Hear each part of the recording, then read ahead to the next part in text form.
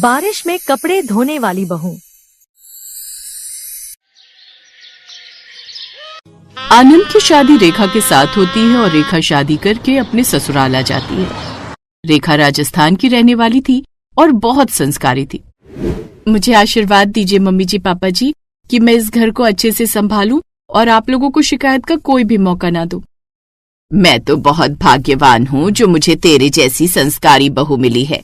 सच में तू बहुत अच्छी है और मैंने कभी नहीं सोचा था कि आजकल के आधुनिक जमाने में मुझे इतनी अच्छी और संस्कारी बहू मिल सकती है। बेटी, भले ही हमारे खुद के कोई बेटी नहीं है, लेकिन तूने आते ही हम सबका दिल जीत लिया और अब हमारे घर में एक बेटी की कमी पूरी हो गई है। जुग जुग जी मेरी बच्ची। रेखा बहुत खुश होती है और इसी तरह अपनी घर गृहस्थी को अच्छे से संभाल लेती है। सब लोगों के लिए नाश्ता बनाया करती और घर के हर सदस्य का अच्छे से ध्यान रखा करती। एक दिन रेखा सब लोगों को नाश्ता परोस रही थी कि तभी आशा ने कहा, अरे बहू, शादी को 1 हफ्ता हो गया है। तूने घर की सारी जिम्मेदारी तो अच्छे से संभाली है, लेकिन बहुत सारे कपड़े गंदे पड़े हुए हैं। आज धोबी आएगा तो उसे वो सारे कपड़े दे देना। माँ जी, आप कैसी बातें कर रही हैं? जब घर में बहू आ गई है तो धोबी से कपड़े धुलवाने की क्या जरूरत है? आप बिल्कुल भी चिंता मत कीजिए, मैं सारे कपड़े रगड़ रगड़ कर अपने हाथों से धो दूंगी। नहीं मेरी बच्ची, अगर तू सारे कपड़े अपने हाथों से धोएगी तो लोग क्या कहेंगे कि मैं अपनी बहू पर जुल्म कर रही हूँ। वैसे भी जब से तू आई है तेरी जिद पर मैंने घर से नौकरानी हटा दी है और खाना तो वैसे भी तू ही बनाती है। कम से कम कपड़े बाहर धुलवा लेंगे। माँ जी, अब इस घर की जिम्मेदारी मेरी जिम्मेदारी है और अगर मैं इस घर के कुछ पैसे बचा पाऊंगी तो इससे अच्छी बात क्या हो सकती है। आप बिल्कुल चिंता मत कीजिए, मुझे घर के काम करने में कोई परेशानी नहीं है। अब रेखा की बात सुनकर आशा भी उससे ज्यादा बहस नहीं करती, बल्कि आशा तो बहुत ज्यादा खुश थी कि उसे इतनी संस्कारी और सभ्य बहू मिली है। ऐसे ही एक दिन बहुत तेज बारिश आ रही थी। तभी अपने कमरे में आराम कर रही आशा को छत से आती हुई तेज आवाज सुनकर डर लगने लगा। अरे बाप रे, छत से तो बहुत तेज तेज आवाज आ रही है। कहीं ऐसा तो नहीं कि ओले पड़ रहे हों। मुझे एक बार जाकर देखना चाहिए। अब आशा ने छत पर जाकर देखा तो रेखा जोर जोर से कपड़े धोने में लगी हुई थी। वो बारिश में भीग रही थी और कपड़े धो रही थी। उसे बारिश में कपड़े धोते देखकर आशा ने उससे सवाल किया, बहू पागल हो गई है क्या? बारिश में कपड़े क्यों धो रही है? बेकार में बीमार पड़ जाएगी। घर में पानी कम है क्या? माँ जी, आप बिल्कुल भी फिक्र मत कीजिए। हमारे गांव में तो जब भी बारिश आती थी तो हम बारिश में ही कपड़े धोते थे, क्योंकि राजस्थान में वैसे भी पानी की इतनी कमी रहती है। तो हम लोग पानी बचाने के लिए पूरे बारिश के महीने में बारिश में ही कपड़े धोते थे। आप नीचे जाकर आराम कीजिए, मैं अभी कपड़े धोकर नीचे आ जाऊंगी। आशा ने अब ज्यादा बहस नहीं की और वो नीचे चली गई। एक दिन वो बाजार सामान लाने के लिए गई हुई थी कि तभी उसकी पड़ोसन उसे रास्ते में मिली और कहने लगी, माना आशा कि शायद तू अपनी बहू को पसंद नहीं करती है क्योंकि वो गांव से आई है और ज्यादा दान दहेज भी नहीं लेकर आई, लेकिन तुझे अपनी बहू पर इतना जुल्म नहीं करना चाहिए। आशा ये बात सुनकर हैरानी में पड़ गई और कहने लगी, राम राम, कैसी बातें करती हो बहन? मैं तो अपनी बहू को फूलों की तरह रखती हूँ। तुम्हें किसने कहा कि मैंने उस पर जुल्म किए हैं? जुल्म नहीं करती तो क्या करती हो? उसके आने के बाद तुमने घर से नौकरानी हटा दी और धोबी भी हटा दिया और तो और बारिश में उससे छत पर कपड़े धुलवाती हो।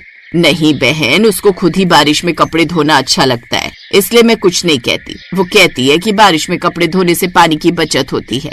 मैं तो उसे समझा समझा कर थक गई हूँ।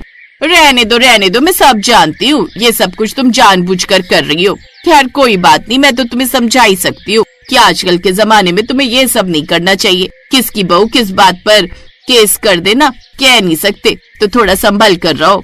पड़ोसन ये बोलकर चली जाती है।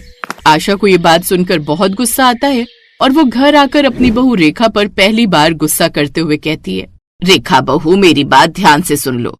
कल से तुम बारिश में कपड़े बिल्कुल भी नहीं धो सकती, क्योंकि मैं नहीं चाहती कि लोग मुझे बेकार में खड़ूस और बुरी सास कहकर पुकारे, जबकि मैं तुम्हें इस घर में बेटी की तरह रखती हूँ।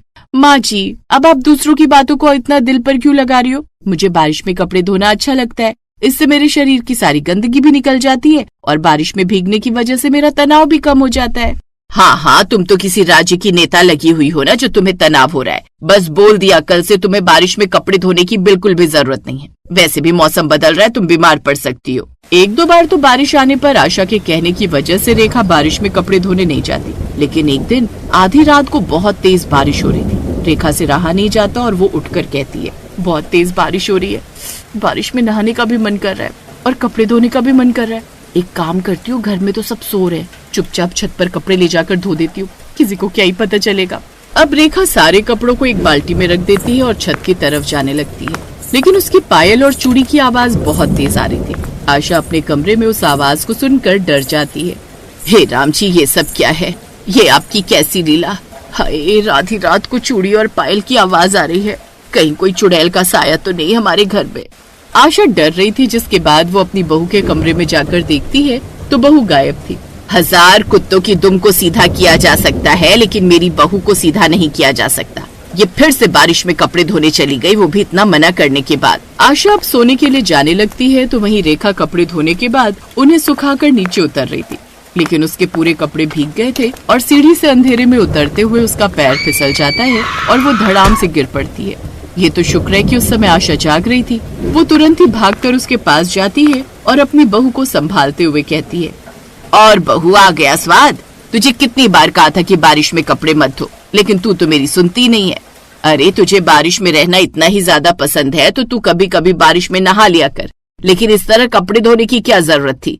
माँ जी, हम तो सालों से बारिश में ही कपड़े धोते आए हैं और मुझे उसी की आदत लगी हुई थी। मुझसे गलती हो गई, बहुत दर्द हो रहा है, आप मेरी मदद कीजिए।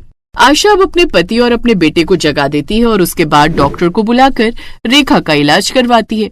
जिसके बाद जब भी बारिश आया करती तो आशा अपने पति से कहकर टंकी का ढक्कन खुलवा दिया करती, ताकि रेखा पानी की बचत भी कर पाए। और बारिश का पानी जब टंकी में भर जाए तो रेखा बाथरूम में बैठकर नल से उस पानी से कपड़े धो पाए। बहू, तुझे बारिश में कपड़े धोने हैं ना, तो तू बारिश में कपड़े धोएगी, लेकिन बारिश में भीगते नहीं हुए, और बारिश के पानी से ही धोएगी, लेकिन वो पानी जो नल में आएगा। हमारे गांव में मुझे शुरू से ही पानी का महत्व बताया गया है, इसलिए मैं पानी बचाने के बारे में बहुत ज्यादा सीरियस रहती हूँ। अगर इस तरह हम पानी बचा पाएंगे तो मुझे कोई एतराज नहीं है। इस तरह दोनों सास बहू में सुलह हो जाती है और दोनों प्यार से फिर से एक दूसरे के साथ रहने लगती हैं। और अब बहू बारिश में पानी बचाया करती, लेकिन बारिश में बैठकर कपड़े नहीं धोया करती, जिससे न ही वो कभी सीढ़ियों से गिरती और न ही कभी बीमार पड़ती।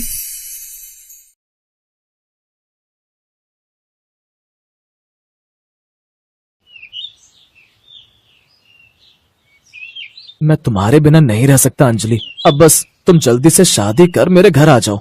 मैं भी तुमसे बेहद प्यार करती हूँ नवीन, और मैं भी तुम्हारे बिना नहीं रह सकती। ये कहकर वो दोनों एक दूसरे के गले लग जाते हैं।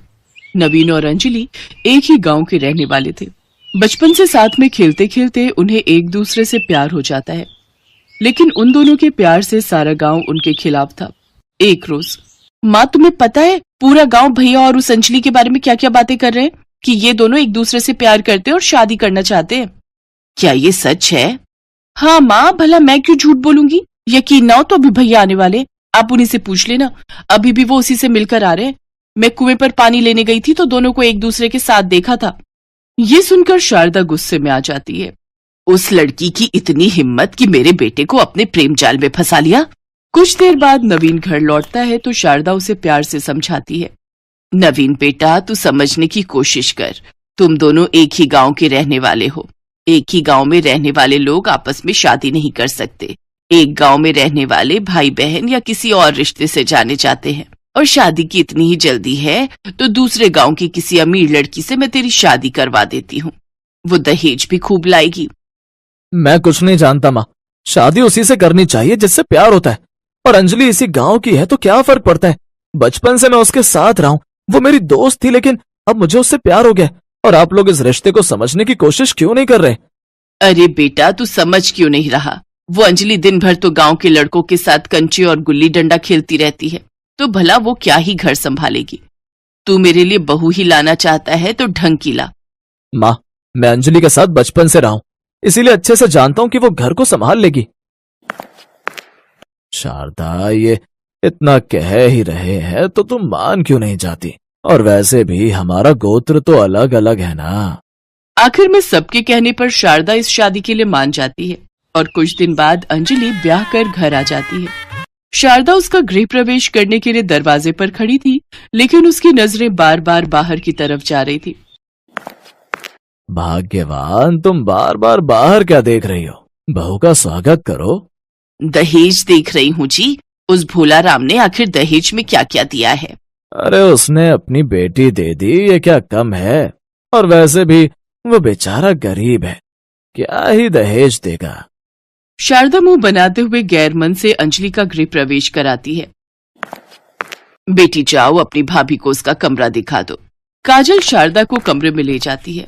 वो कमरा काफी टूटा फूटा सा था। वहां बेड के नाम पर भी सिर्फ 2 गद्दे ही बिछे होते हैं। फिर वो उस जमीन पर बिछाए गद्दे पर सो जाती है। ऐसे ही कुछ दिन बीत जाते हैं। बरसात का महीना शुरू हो जाता है। एक रोज तेज बारिश हो रही होती है। भाभी, ओ भाभी, अभी तक सो रही हो क्या? चलो उठो, माँ तुम्हें बुला रही है। अंजलि जल्दी से उठकर हाथ मुंह धोकर अपनी सास के पास जाती है। माँ जी, आपने बुलाया क्या? हाँ, सांझ होने को है और तू अभी तक सो रही है। बाहर कितनी तेज बारिश हो रही है। चल हमारे लिए गर्मा गर्म पकौड़े और चाय ले आ। और हाँ, मेरी बेटी काजल के लिए प्याज के पकौड़े और मेरे लिए पालक के बना कर ले आ। माँ जी, पालक कहाँ है? बाहर घर के पीछे लगा हुआ है, वहीं से ले आ। लेकिन माँ जी, बाहर तो बारिश हो रही है। हाँ, तो बह जाएगी क्या तू उसमें? जा जल्दी से पालक तोड़ कर ले आ और मेरे लिए पालक के पकौड़े बना। अंजलि भीगते हुए बाहर जाती है और पालक तोड़ कर ले आती है, जिससे उसे छींके आने लगती है। फिर अपनी कच्ची रसोई में जाकर वो पकौड़े बनाने लगती है। लेकिन बाहर हो रही तेज बारिश के कारण ऊपर से रसोई की छत टपकने लगती है। अंजलि इस बारे में जाकर अपनी सास को बताती है। माँ जी, देखिए ना, रसोई की छत टपक रही है, जगह जगह पानी टपक रहा है। ऐसे में मैं पकौड़े कैसे बनाऊंगी? देखो तो माँ, भाभी को आए हुए 2 दिन नहीं हुए कि इनके नखरे शुरू हो गए। और नहीं तो क्या, ये सब तो काम ना करने के बहाने हैं। हमने तो पहले ही कहा था कि ये लड़की घर नहीं संभाल पाएगी, लेकिन नवीन मेरी सुने तब ना जाने इस कलमुही ने क्या ही जादू कर डाला था मेरे बेटे पर। लेकिन माँ जी, रसोई की मरम्मत तो करवानी ही होगी ना? हाँ, तेरे बाप ने जो बड़े पैसे मुझे दहेज में दिए हैं ना, जो मैं रसोई की मरम्मत भी करवाऊं और तुझे खाना भी खिलाऊं। जैसा हमारा घर है उसी में तुझे गुजारा करना पड़ेगा। बड़ा प्यार का खुमार चढ़ा था ना, अब भुगत। और वैसे भी मेरा बेटा बड़ी मेहनत से सारा दिन काम करता है, तब जाकर पैसे कमा पाता है। उसके पास फालतू के पैसे नहीं है तेरी फरमाइशें पूरी करने के लिए। बेचारी अंजलि जैसे तैसे उस पानी से भरी हुई रसोई में पकौड़े तलने लगती है। तभी बारिश के पानी की कुछ बूंदें उस तेल की कढ़ाई में आकर गिरने लगती हैं, जिससे कुछ गर्म बूंदें उसके हाथ पर आकर गिरती है। आह माँ! फिर किसी तरह वो चाय पकौड़े बना कर देती है। वाह रे गरीब बहू, पकौड़े तो तूने बड़े करारे बनाए हैं। मुझे तो लगा था तू बस कंचे और गुलेल खेलना ही जानती है। सच में बहू, पकौड़े बहुत अच्छे बने हैं। पकौड़े बनाते समय उसके हाथ पर जो छींटे पड़े थे, उससे उसे अभी भी दर्द हो रहा था। शाम को नवीन जब काम से लौटता है तो उसके हाथ पर वो जले के निशान देखता है। अंजलि उसे सारी बात बताती है। मुझे माफ करना अंजलि, आज मेरी वजह से तुम्हें ये सब झेलना पड़ रहा है, लेकिन मैं कुछ पैसे जोड़कर इस रसोई की मरम्मत करवा दूंगा। मैं जानती हूँ जी, आपके ऊपर सारे घर की जिम्मेदारी है। आप हम सबका पेट पालते हो, यही हमारे लिए काफी है। दरअसल नवीन दूसरे गांव में एक किराने की दुकान पर काम करता है। तनख्वाह के नाम पर उसे 8,000 ही मिलते थे, जिससे वो अपने परिवार का पेट पालता था। इधर सारा दिन नवीन के बाहर रहने के कारण शारदा अंजलि पर काफी जुल्म ढाती। अंजलि के आ जाने के बाद शारदा और उसकी बेटी घर का कोई काम नहीं करती और सारा काम अंजलि से ही लेती। बहू जा, इस वक्त बारिश कुछ देर के लिए रुक गई है, तू तब तक जाकर कुएं से पीने का पानी ले आ। अंजलि घड़ा उठाकर कुएं से पानी लेने चली जाती है, लेकिन कुछ देर बाद फिर काले बादल छा जाते हैं। 2 दिन से लगातार हो रही बारिश के कारण अब गरीब बहू की रसोई में पानी भर चुका था। वो अपनी सास के पास जाती है। माँ जी, रसोई में इतना पानी आ चुका है, अब आप ही बताइए मैं खाना कैसे बनाऊं? बहू, अब तू क्या चाहती है तेरे रहते मैं जाकर रसोई में खाना बनाऊं? अगर तेरी यही इच्छा है तो तू मुझे साफ साफ बोल दे। मैं शाम को नवीन आएगा तो उसको बोल दूंगी, क्योंकि तू तो नवीन की ही पसंद है ना। माँ जी, आप कहाँ की बात आखिर कहाँ जोड़ रही हो? अच्छा कोई बात नहीं, मैं रसोई में ही खाना बना लूंगी। बेचारी गरीब बहू फिर से अपनी उस रसोई में चली जाती है, जहाँ बाहर हो रही तेज बारिश के कारण सारी रसोई पानी से भर गई थी। अंजलि किसी तरह चूल्हे के पास पानी आने से तो बचा लेती है, लेकिन वहीं बारिश के पानी में सबके लिए खाना बनाने की तैयारी में लग जाती है। उस बारिश के पानी में अनेक प्रकार के मच्छर पनप रहे थे और वो उसी पानी में बैठकर खाना बना रही थी। लगातार 2 घंटे तक उस पानी में बैठकर खाना बनाने से जहाँ उसे सर्दी लग गई, तो वहीं पानी में पनप रहे गंदे मच्छरों ने उसे बुरी तरह काट लिया था। फिर वो सबके लिए खाना बनाकर कमरे में ले जाती है, जहाँ वो सब आराम से बैठकर खाते हैं।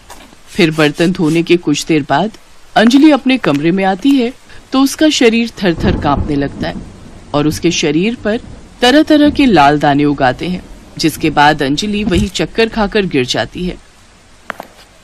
अंजलि, अंजलि, क्या हुआ तुम्हें अंजलि? अरे ये क्या हुआ बहू को? बेटा इसे जल्दी से अस्पताल ले चलो। नवीन किसी तरह अंजलि को नजदीकी अस्पताल में ले जाता है, जहां उसका बुखार बढ़ता ही जा रहा था, जहां डॉक्टर उसका ब्लड टेस्ट करवाते हैं। देखिए इनकी ब्लड टेस्ट रिपोर्ट आ गई है, इन्हें डेंगू मलेरिया हुआ है। अब कुछ दिन इनको अस्पताल में रहना होगा। डॉक्टर अंजलि को अस्पताल में एडमिट कर लेते हैं, जिसके बाद अब घर की जिम्मेदारी शारदा के ऊपर आ जाती है और अब शारदा को उस गीली रसोई में खाना बनाना पड़ता है। तब उसे एहसास होता है कि अंजलि कैसे ये सब सह रही थी। हे भगवान, मेरे बस की तो नहीं है इस रसोई में खाना बनाना। इसमें तो कितने गंदे मच्छर हैं। शायद इसी कारण बहू भी बीमार पड़ी है। नहीं, मुझे जल्दी ही इस रसोई की मरम्मत करवानी होगी।